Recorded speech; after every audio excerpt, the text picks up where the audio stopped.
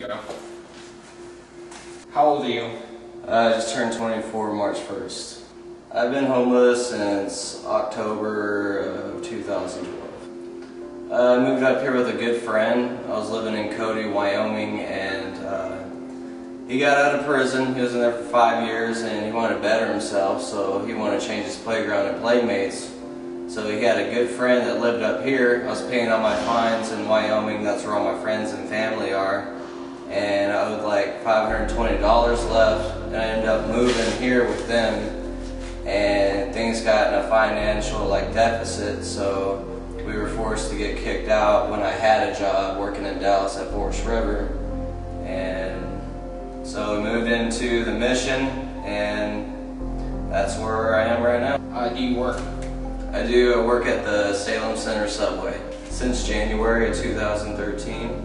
One day I flew a sign, and I was trying to get a little bit of help from the community, and I just had a bunch of people laugh at me.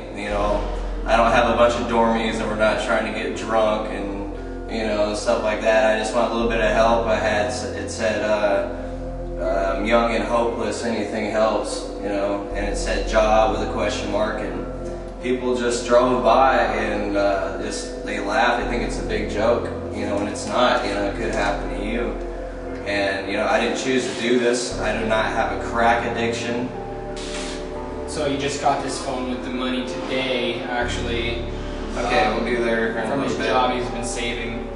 So I stayed out there and held a sign for 2 hours, and I managed to actually, it was like I got $2, so about $1 an hour, and I got a pair of socks. They almost might as well just gave me a pair of pantyhose because they almost went up here to my mid-thigh.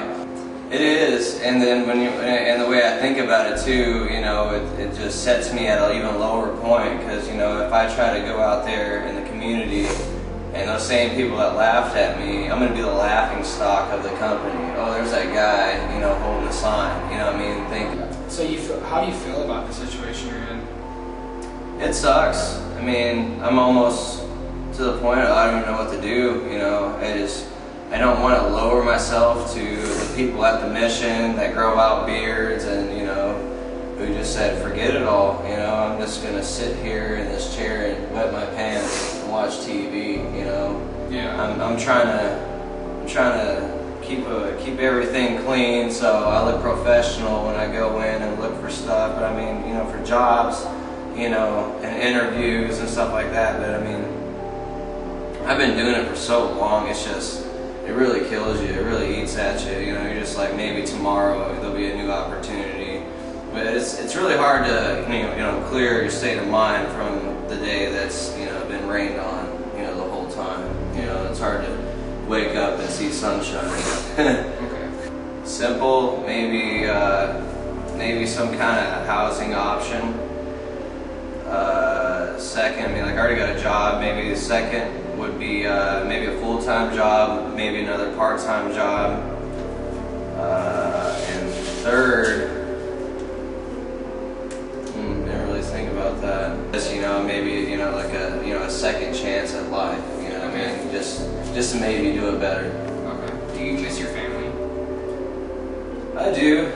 They miss me too, but I've always been the quiet one. They know that whenever I feel like I really need them, I'll contact them. But I'm kind of an independent person that I can overcome. If I can get through this and get a place to live, get a job and just be financially stable once again like I was before I even moved here, I feel that there is nothing that can break me down, that makes me stronger than most people, Yeah. There's nothing that can bug me, because I can, what's worse than starting right here and having nothing, and having people laugh at you on the corner while you're holding a sign, to bam, I got roommates, or I got a place to live, I'm doing good, I got a good job, I'm working on getting my driver's license again, that's something I've learned. I think I'm going to carry on a really good personal trait, Okay, sweet. I'm going to gain a lot.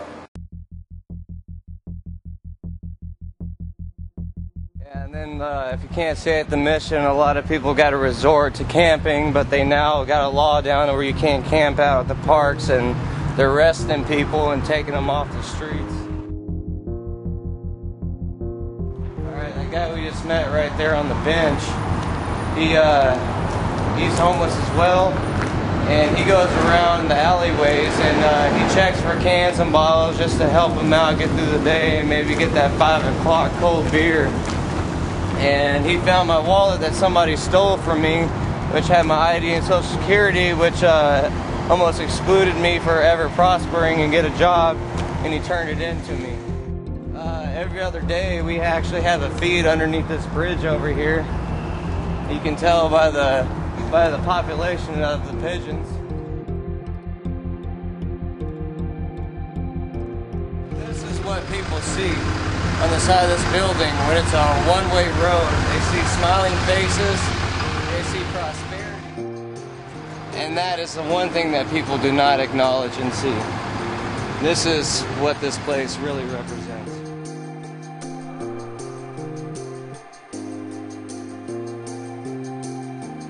A lot of people inside that mission during the day, like a nice day like this, they normally sit down and they don't try to do anything with their selves.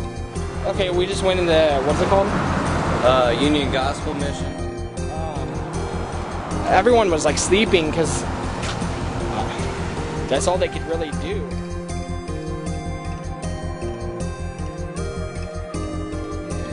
We just actually last Sunday we had a really good testimony. It's kind of a good life experience, you know, because to see people who've been in the same boat and they give their testimony of how they bettered their life. From 5 o'clock till 8:30 at night is when they close. It's a nice time to actually get away from everything and the negativity out there on the streets, just giving us a more positive outlook on life.